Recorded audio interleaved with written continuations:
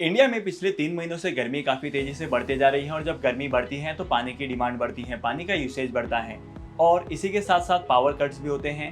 Productivity में भी बहुत ज़्यादा इम्पैक्ट पड़ता है और क्रॉप डैमेज के चांसेस भी काफ़ी ज़्यादा पड़ते हैं और इसी के साथ साथ इसका इम्पैक्ट जो है वो इंडियन स्टॉक मार्केट पर भी पड़ता है। और रिसेंटली इंडिया के स्टॉक मार्केट में जो क्राइसिस आया है, जो सबसे बड़ा क्रैश हुआ है, उसके पीछे का रीज़न ये भी है हीट वेव्स और गर्मी। अब यहाँ पर बहुत सारे लोग ये कहेंगे कि गर्मी की वजह से स्टॉक मार्केट कैसे गिर सकता है। जी हाँ दोस्तों, जैसे जैसे हीट वेव्स यानी कि गर्मी बढ़ती है वैसे इंडिया के स्टॉक मार्केट पर भी इसका इम्पैक्ट पड़ता है और ये कैसे होता है जानेंगे आज की इस वीडियो में। तो सबसे पहले समझने वाली बात यहाँ पर यह है कि पिछले 122 साल में सबसे पहली बार ऐसा हुआ है कि अप्रैल और मार्च के महीने में सबसे ज्यादा गर्मी देखने को मिली है इंडिया में। अगर मैं इंडिया में मुंबई और दिल्ली जैसे मेजर शहरों की बात करूं तो यहाँ पर इन दोनों महीनों में टेम्परेचर जो है वो 50 डिग्री से भी ऊपर पहुंच चुका था, जो कि काफी ज्यादा है। और इस चीज का इम्पैक्ट जो है वो इंडिया की इकोनॉमी पर भी पड़ा था और कौन कौन से रीजंस हैं, कौन कौन से फैक्टर्स हैं, अब उसके बारे में भी मैं आपको बता देता हूँ। देखो, जैसे जैसे गर्मी बढ़ती है वैसे वैसे लोग एसी और कूलर का इस्तेमाल करते हैं और जैसे जैसे एसी और कूलर का इस्तेमाल ज्यादा होता है वैसे ही पावर की डिमांड बढ़ती है और इस पावर की डिमांड के बढ़ने की वजह से पावर की सप्लाई में शॉर्टेज आता है और इसी शॉर्टेज की वजह से पावर कट्स भी होते हैं। अगर मैं रिसेंट डेज की बात करूँ तो रिसेंट डेज में पिछले 2 महीनों में बहुत सारी जगह पर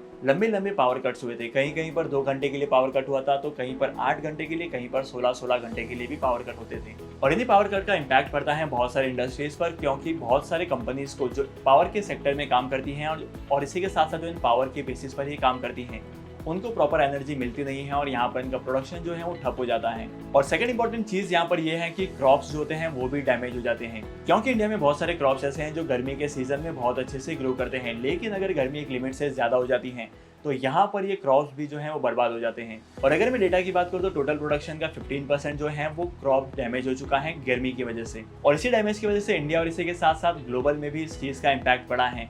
ग्लोबल में भी बहुत सारे क्रॉप्स की शॉर्टेज आ गई है और इसका मेजर इम्पैक्ट पड़ा था रशिया और यूक्रेन के वॉर की वजह से भी। और अगर मैं रीसेंट डेज की बात करूँ तो रीसेंट डेज में इंडियन गवर्नमेंट ने वीट के एक्सपोर्ट पर भी बैन लगा दिया है और सिर्फ वीट ही नहीं, कुमिन यानी कि धनिया और इसी के साथ साथ बहुत सारे इंडिया के क्रॉप जो हैं उनको भी एक्सपोर्ट करने पर बैन लगा दिया है। अगर इन सारी चीज़ों की शॉर्टेज इंडिया में आती है तो इंडिया बाहर कैसे एक्सपोर्ट करेगा? सबसे पहले फुलफिल करनी पड़ेगी इंडिया की रिक्वायरमेंट को। और इसी के साथ साथ तीसरा और सबसे मेजर इंपॉर्टेंट रीजन है कि प्रोडक्टिविटी में भी बहुत ज्यादा गिरावट हुई है। प्रोडक्टिविटी का मतलब होता है कि लेबर फोर्स जो है जितना काम करती थी इंडिया में, तो गर्मी की वजह से वो काम करने की जो क्षमता है, जो कैपेबिलिटी है, वो और कम हो चुकी है और इस बढ़ती गर्मी की वजह से अराउंड 50% जो लोग हैं, जो लेबर फोर्स है, वो अफेक्ट हो चुकी है। देखो, सीधी सी बात है, अगर गर्मी बढ़ती है तो लोग काम कम करेंगे और अगर गर्मी कम होती है तो लोग काम ज्यादा करेंगे। अगर इंडिया की लेबर फोर्स प्रॉपर्ली काम नहीं करती है तो इस चीज का इम्पैक्ट जो है वो इंडिया पर काफी ज्यादा पड़ता है और इंडिया की जीडीपी पर भी काफी ज्यादा पड़ता है और इसी के साथ साथ जीडीपी में भी बहुत बड़ा डाउनफॉल आता है और इन्हीं 3 चीजों का इम्पैक्ट पड़ता है इंडिया के स्टॉक मार्केट पर भी। और इंडियन स्टॉक मार्केट जो है वो गिरते जा रहा है, क्योंकि सीधी सी बात है कि किसी भी कंपनी को किसी भी एसेंशियल की रिक्वायरमेंट जो है वो फुलफिल नहीं होगी तो कंपनी का प्रोडक्शन जो है वो होगा नहीं।